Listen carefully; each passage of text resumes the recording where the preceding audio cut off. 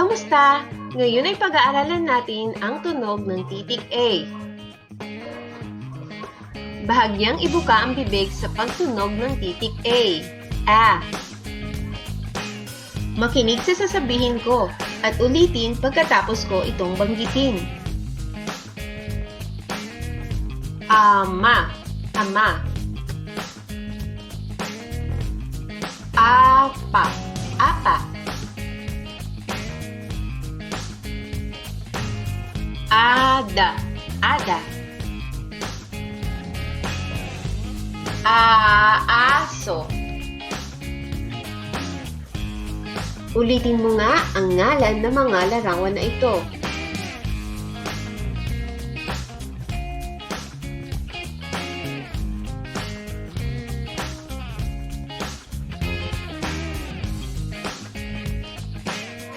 Wow! Ang galing!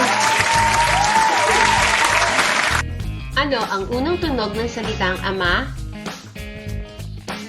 Tama! Ang salitang ama ay nag-uumpisa sa tunog na A, ama.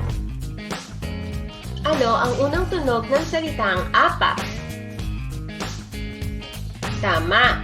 Ang salitang apa ay nag-uumpisa sa tunog na A, apa. Ano ang unang tunog ng ngalan na Ada? Tama!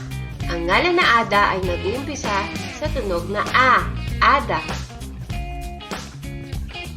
Ano ang unang tunog ng salitang aso?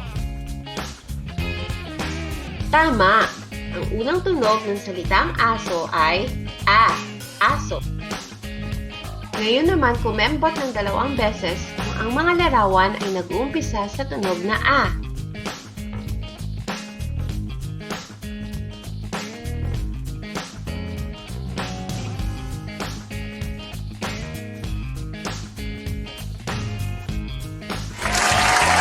Wow! Ang husay!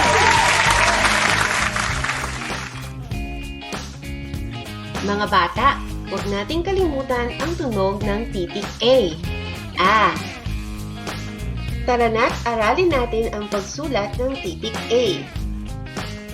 Habang sinusulat ang malaking titik A, bigkas ang tunog na A.